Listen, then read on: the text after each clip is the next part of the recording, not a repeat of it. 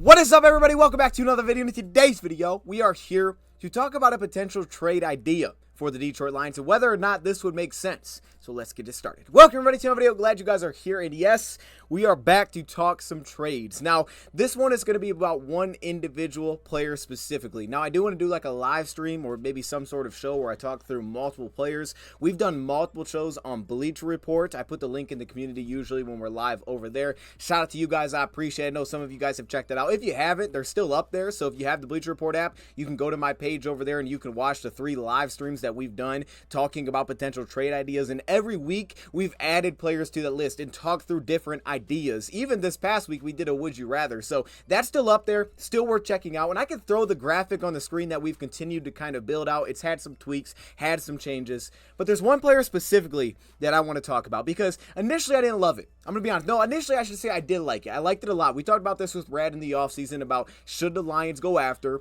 Chase Young. That's who we're about to talk about today. And I loved it. I was on board with it with Chase Young and Rad when we talked about it.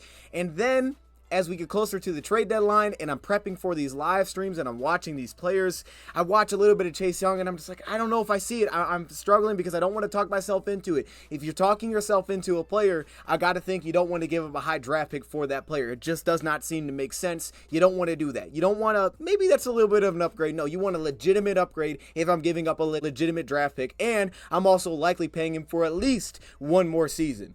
So I went back and I rewatched, and I continue to watch on Chase Young and Montez Sweat and Josh Uche and Carl Lawson and all these names that get thrown out there. And the one guy that just keeps coming back, and man, he intrigues me, it's Chase Young. And I think we need to have a discussion, not a long one, but we need to have a little bit of a discussion on would this make sense for the Lions, all right? Let's talk about what this could look like for the Lions. And the reason I'm really doing this is because shout out to BetUS. On their website, there is a special offer where you can bet on Chase Young's next landing place if it's not the Washington Commanders.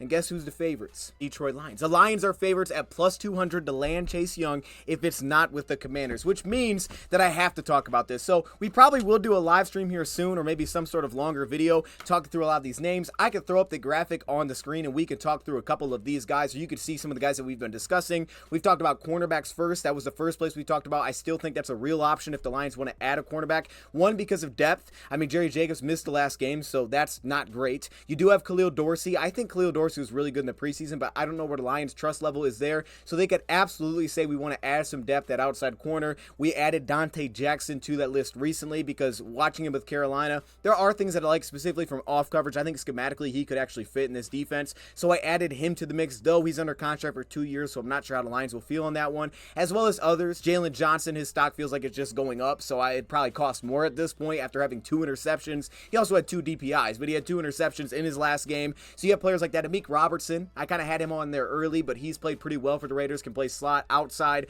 So we have a lot of different names. Kendall Fuller, he's a veteran, but he's been legit in coverage. I think he just gives you that veteran aspect in the back end. He can be a ball hawk for you defensively. So we have a lot of names there. And we talked about running backs when we found out about the injuries to David Montgomery, and then Jahmyr Gibbs came back. And I don't know that this is one that the Lions are really looking at necessarily as adding a running back. It's still possible. I went for really names that guys that I liked, but guys that I felt like could actually make sense, that could actually get moved. And then on top of that, we started to talk about receivers as well, because I do think receivers shouldn't be overlooked. And if we do a live stream, I think we should talk a little bit about receivers as well. I don't think it's top priority. I don't think it's up there with cornerback or even maybe a defensive player that can get some pass rush.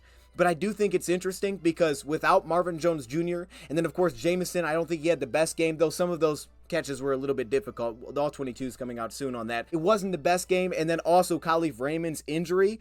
Lions could look to add some depth. Now, I heard they brought Tom Kennedy in for a workout, but it's not the same body type. It's not a big body. It's not a contested catcher like Marvin Jones Jr. It's not that guy. Don't really have that piece now outside of Josh Reynolds. So it's something to also keep in mind. But this player in particular, I want to spend this video talking about, and that's Chase Young and whether or not this actually makes sense for the Lions. So let's start with the financial side of it. We're going to go according to over the cap here. So that's where I'm getting my numbers from. So financially speaking, all right, because there is a financial side to it. Trades are a little bit different because, you know, sometimes sometimes the teams can take on a little bit of that money, maybe save you a little bit, allow the trade to happen. Maybe you give them a little bit more draft compensation, be like, hey, thanks for taking some of the cash. Okay, now we can handle his contract. We'll give you a little bit extra in this trade value. So trades can be a little different. Also, on top of this with Chase Young, he is a free agent after this season because he's on his rookie deal. And with that, you're probably going to pay him at least for an extra season. So there's that aspect of it as well. And of course, once you pay the guy, you can always set up contract different ways. You could throw void years onto his contract. We've seen Brad Holmes do things like that.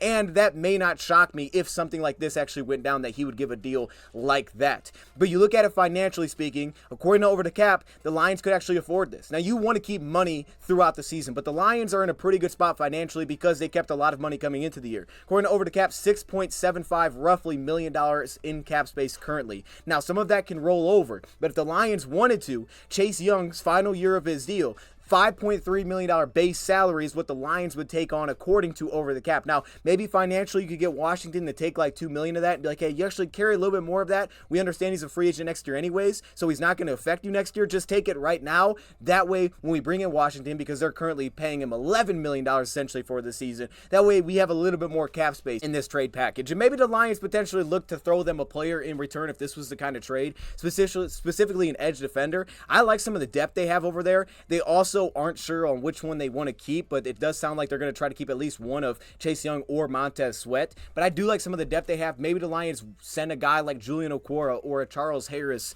because of the fact that they would be getting a new edge rusher. And we saw last week, basically Dan Campbell's explanation was because of the numbers and Josh Paschal back, we decided to go with Julian over Charles Harris. Well, look, you're going to do that every single week. It doesn't make sense to trade for Chase Young and keep both. So if you can move someone in a package and then potentially give up less draft compensation, that just makes sense, because now you have way too much depth at that position. So that's an idea as well. I think it's very possible the Lions maybe wanted to see what they had in that group, specifically with Julian, because Charles has been a good run defender, but he's not been a big-time pass rusher this year. Julian has showed us some things as a pass rusher for sure, but I don't know that we're getting that big-time play. So if you want a legitimate upgrade, this is one of the guys that stood out to me. I want to jump in here and talk a little bit about our partnership for this season with BetUS, a leading online betting platform offering a wide range of sports betting and casino games, from the most popular sports, basketball, baseball, of course football, that's the time right now, all the way to esports. Well known for their security, reliability, and customer service, which I had a great experience with firsthand, them reaching out to me because they didn't want me to miss out on a deal once I signed up. And it's very easy to sign up. Use that top link in the description. You deposit at least $100, you can get a 125% match. You click that link, it'll take you to a page where you click Bet Now, and in 3 pages, you can be signed up with BetUS. There's also tons of different ways to bet with BetUS. Outside of casino games, if you want to go the sportsbook route, you can go to pre-game betting, whether that's over-unders, spreads. You can utilize prop bets, which we do shorts on now every week. Some of the game props that I like for each upcoming Lions game, all the way to live betting and parlays, which are just a ton of fun, just to see what kind of crazy idea you can come up with. You can have these little specials, like for example, today, as I'm recording this, if Chase Young was to go to another team, of course, like a trade, the Detroit Lions are favorites to land Chase Young. Features in there which I really like for example, the props builder, where you can build out a prop with a specific player. Maybe you think Khalif Raymond's going to have a big day. You can build out a player prop for that player, whether that's receptions or yards, maybe it's touchdowns. So have tons of different ongoing promotions available right now, whether you're a new customer or you're a existing customer that's just re-upping with BetUS. There's tons of different promotions that are available right now. My favorite parts of BetUS is their loyalty program. If you place wagers on BetUS, you can work your way up tiers on BetUS, earning different rewards such as bigger bonuses or welcome free play or free payouts. And utilize that top link in the description. I know a lot of you guys already bet during the NFL season, so if you want to follow along with the shorts that I make and maybe some of the bets that I like for the week, click that top link, sign up with BetUS. At very least, you don't even need to deposit money right away. You can just look around, just see what's kind of out there, just take a look at the website, but it's definitely worth doing, especially if you're already betting. Again, if you have any questions like customer service issues, they have an FAQ on their website that you can go to, or you can get into contact with them utilizing live chat, email, and phone support. So again, shout out to BetUS for supporting this channel, our partner for the NFL season, and let's get back to the video. I think you get to a point where some of these guys you're just saying to trade for just because it's a new name, right? I like Danielle Hunter. He's someone that really intrigues me. He's a vet though. He's 29 years old. He's getting paid this year, so that's something you'd have to try to figure out as well. On top of that, he's going to be a free agent. It would maybe cost less than Chase Young. Maybe. I don't even know about that because Chase Young's injury history. Danielle Hunter is great. I love watching the guy play. I think he would be a legitimate upgrade. Or a guy like Danico Autry, I could see him being an upgrade because what he's done over the years. But then there's players like Carl Lawson who got a big deal where I just don't see it. Even kind of got that way a little Montez Sweat. Now I need to watch more of him because I've watched more of Chase Young specifically than Montez Sweat. But I just haven't seen maybe all that juice that I want to see to give up like the legitimately high draft pick for Montez Sweat and then pay him on top of that. I don't know that I've seen it. Now, I think stylistically the Lions could like it because he's more of a power rusher. You could see he's a better run defender, in my opinion, just at the point of attack, setting the edge. But he definitely, to me, doesn't give you the pass rush upside anywhere near what Chase Young brings to the table. And as I continue to watch Young, and then I started watching him against really good offensive lines, not the Giants, okay? I expect him to cook the Giants. But then I'm like, okay, let's see what he's about against Philly and Mailata. All right, let's see how he's handling that. And you're like, okay. He's actually getting some wins in here. Not every time, but there's actually some wins in here. And then you start to see some of the variety of ways he can win as a pass rusher. Financially speaking, the Lions, technically, according to Over the Cap, could afford this without actually doing really anything but making the trade. So there's that side. Check that box off. Secondly, draft capital. What did the Lions have to give up? Well, this upcoming draft, the Detroit Lions have a first, second, and a third, plus an extra third-round pick that they got in the TJ Hockenson trade. So they have an extra mid-round pick. Now, technically, they're losing a fourth or a fifth this year because of the Minnesota trade, whereas if Minnesota wins a playoff game, that's going to change whether or not that's a fourth or a fifth-round pick from my understanding, and then you have your normal sixth and seventh. So they are missing one pick in day 3, fourth or fifth, but they do have an extra third-round pick right now. So they do have an extra mid-round pick, plus next year, their normal draft picks, plus an extra fourth-round pick from another trade, and that was DeAndre Swift. So they have a fourth-round pick the year after. So if it took mid-round compensation, maybe it take a third and a fourth, maybe it takes just a third. If it took that to bring him in because it's a rental, because he'd have to get paid after this year, and because of the injury history, though he's had a really strong season,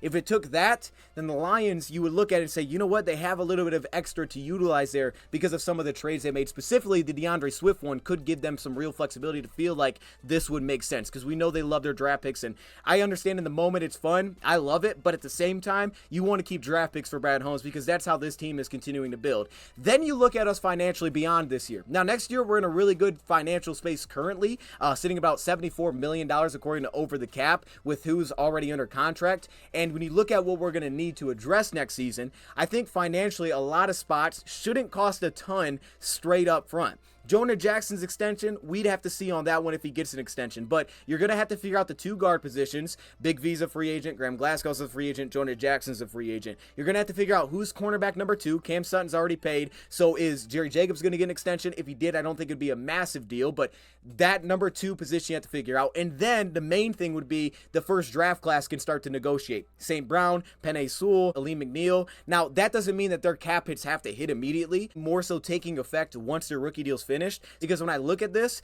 it's very likely that if you made a legitimate trade for Chase Young, you would want to extend him.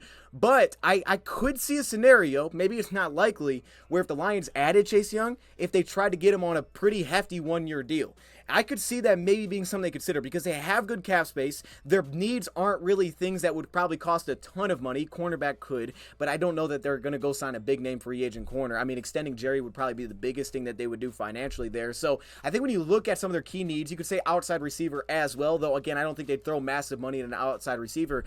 They could potentially look at it and say, if we could bring him in, could we sign him to a one-year kind of a prove-it type of deal? I understand that's weird after you trade for him, but that's pretty hefty. Now, edge rushers get paid. Hodginson's already making about $9 million a year because he was the number 2 pick in the draft. I don't know where he'd fall in that spectrum. I mean, you would think pretty high, maybe 20 plus million a year, honestly, based on his production that when he's been healthy. If you put him in kind of that Nwosu category, looking at like $15 million a year for Seattle. He had a 9.5 sack season. This season he's had 2, so maybe you throw him somewhere like there. Of course, he wasn't a number 2 pick in the draft like Chase Young was, so maybe even a little bit more than that. But if the Lions maybe wanted to give him like a 1 or a 2 year, like pretty hefty deal, kind of just knock it out, and then decide if they wanted to give him 4 years after that, like that would be something that I would think about as well, because you're paying Aiden Hutchinson, but you're not really paying him yet. You're paying him because he was a high pick, but we can all expect that he's going to get extended when that time comes, and he's going to really get paid. So that's something to keep in mind too. I also need to throw in there, this isn't necessary. I don't think this is necessary. I don't want to go fully down this. We kind of talk about this more in the All-22, but I do think with Josh Paschal coming back, I do like some of the vets they have with Charles Harris. I like their edge position, and if they can get James Houston back at any point, that gives them a whole nother dynamic athlete. In our last live stream, I was not really on board with it. I wasn't really on board with the Sweat idea because I didn't see like a big time upgrade. But as I continue to watch, I saw a really big time upgrade as a pass rusher. What we've gotten out of Romeo Okwara and Charles Harris as run defenders, maybe that could kind of ease some of what you're missing there. Though, you know, you're probably paying Chase Young to be a full down player, not necessarily a rotational player. But the point is, what does he look like on the field? Okay, what did I see when I watch him on the field? Well, I'll start with some of the pros. First off, we know he's a high draft pick. This guy has elite traits across the board. Length, quickness. I mean, he's got 33 and 3/4 inch arms. He's got 10-inch hands. When you watch him, the quickness stands out immediately. The get off is nice. Oh, everybody loves the first step. His first step is legitimate. He covers really good depth. He gets a lot of length in his steps, which opens up really the side step wins. We know Aiden Hutchinson likes to utilize that as well. He's got really all the athleticism that you're looking for. Fast hands, early hands against the run. Another thing that I like, kind of a side note, he gets the attention, right? This is the guy that sees the tight ends. This is the guy that works against your left tackle. We know Hutch does a lot of his work against the right tackle. He does a lot of his work against the left tackle. So just based on that alone, everybody sends help at Hutchinson's direction right now. What happens when you start throwing it to Chase Young's direction? Then what happens to Hutchinson? What happens when you have to send it to both sides? Right now, I understand some teams have done this and they haven't necessarily hit, which is why I wouldn't give up like a first-round pick for Chase Young, and I would be kind of cautious of immediately giving him like a 4-year, $70-80 million deal, though that's where maybe the range could fall in. But if you get him like a short-term type of deal, maybe he gives up a mid-round pick to do it, and the risk-reward isn't ridiculous there, then I think it's something that's really interesting because you're not necessarily paying Hutchinson that yet. I don't think you want to pay both your edge rushers ridiculous amounts of money, especially where we're at right now when we have some of these deals coming up, like St. Brown's going to get a bag. I think McNeil's going to get paid pretty well. So there is that aspect. It's not the worst position to pay, but it's just something to keep in mind, especially when you have a guy like James Houston who's an exclusive rights free agent. You could basically just bring him back next season if you want to and for the league minimum. So there's that too, that you already have that guy basically if you want him back. Plus Jack Campbell's already playing the Sam role, though anything from that last game, it was Jack Campbell playing the Sam backer role, did not look great for him. I thought Seattle did a good job of testing the youth of our defensive front, specifically with Campbell in that role. Derek Barnes occasionally. I thought they did a really good job of putting those guys in the action, and basically, yeah, Lions crowded the box, but they made those guys work, and they attacked those guys over and over with all the read fakes and things like that. His balance, I think, is his really good ability to keep his pass rush wins alive when he's able to work the arc of the pass rush, the bend as well as the balance, and the ability to be flexible in the upper body to turn his body with balance. It allows him to finish pass rushes, okay, finish into sacks, right? He's not the guy that you watch that's completely uncontrolled when he gets to the backfield. A really nice job of staying on his feet, being able to close on the pocket. It's a very smooth, kind of under-controlled, really well balanced type of pass rusher with excellent length, about the range that he can cover inside outside. Now I think when you watch him, there's a couple little knocks, like as a pass rusher, the bull rush is good, but it's not great. He can set it up a little bit, right? He could set up tackles a little bit with it and then get some movement, but it's not great. His hands are kind of inconsistent, I would say, finding the chest, whether that's to run or it's trying to bull rush on the play. They're fast, they're early hands, they're very active. I would also point to the fact that he could telegraph some of his pass rush moves. You'll watch him, like you can kind of see when he's starting to lean or start to kind of shift towards working to the inside. It's not as crisp as, like, you know, if you thought about a basketball player, right? 1, 2, boom, and I'm inside. It's a little bit more like he's kind of stuttering one way. He kind of telegraphs when he's trying to jump and break back inside.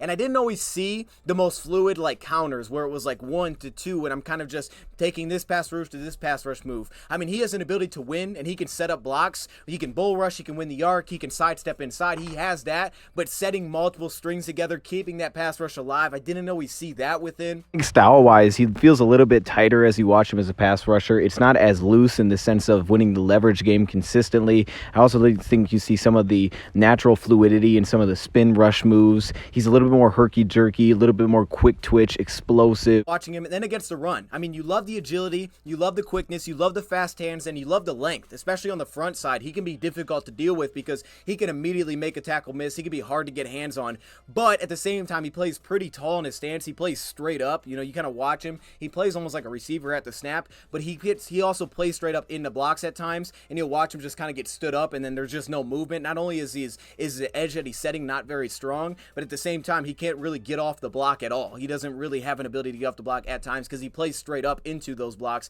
Again, I thought his hands were sometimes hit and miss. They get very high, but what's impressive about that is he's not a guy that's reliant on his hand usage to win as a pass rusher because he's not throwing everything. He does a really good job with balance. So if he misses his hands, he can still keep traction, still continue to work the edge, still continue to climb the top of the arc because of the balance that he keeps as a pass rusher. It wasn't like examples where I felt like, man, he's going out of his way to go make a play here. If it's on the front side, okay, I'll get involved. Oh, I'm unblocked on the play. Okay, I'll get involved. But I didn't really feel like a lot of times he was going out of his way to make a play. He doesn't look like the guy that's just fired up with his hair on fire every play. He doesn't look like that. He doesn't make me think of Hutchinson when I watched it. Hutchinson makes me think his hair is on fire, even if it's not a good rep, every time. I don't feel that way when I watch Chase Young. I think it's more so about what you're getting as a pass rusher. And to me, why he's interesting is because he's a legitimate upgrade at pass rusher, right? I may not love his run defense, but I think you're legitimately getting better in terms of pass rush. And there's not a ton of these guys that get thrown out there with names. Brian Burns, yeah, I think Brian Burns, run defense and pass rush, he's legit. But what he's going to cost you,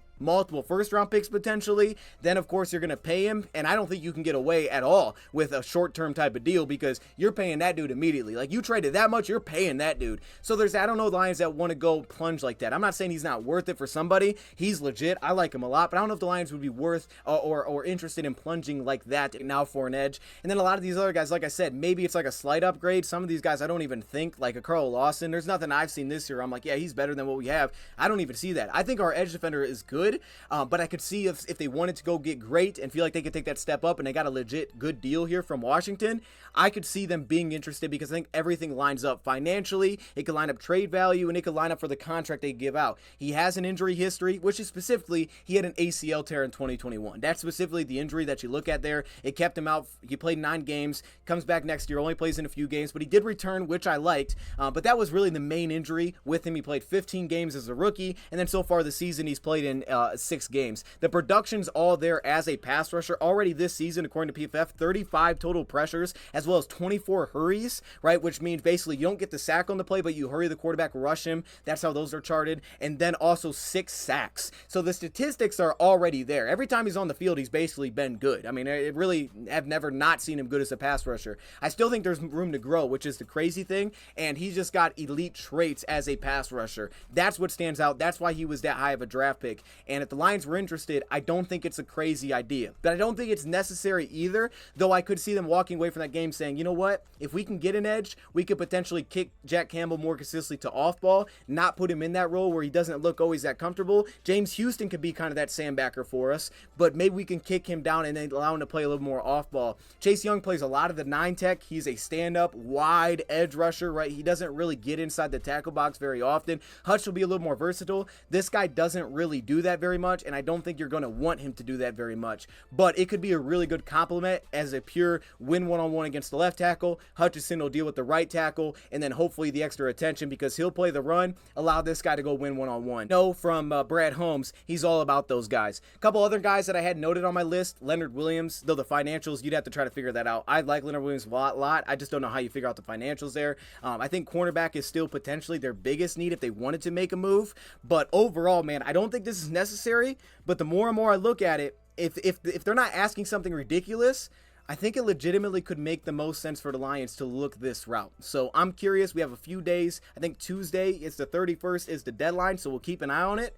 But BetUS, they got us as the most likely team to do it if it's somewhere else. So I'm going to leave it there. Let me know your thoughts in the comments below. Thank you, Prop, for watching. And I'm out. Shout out to BetUS. Use that top link in the description. You'll see Marcellus Wiley pop up, and you can deposit at least $100. You get a 125% match. It goes in a little bank there on BetUS. I know that a lot of people are doing the sports betting, so this is really the best way to do it. Shout out to them for supporting the channel. And if you guys want to support as well, that's the way to do it. That's the kind of things that they offer, some special deals like that where you can bet on a player potentially going somewhere else where that could be. I've seen a lot of these things with Derrick Henry, but you know, that one got me interested. So anyways, shout out to BetUS, top link in the description, or betus.com/doseofdion, and I'm out.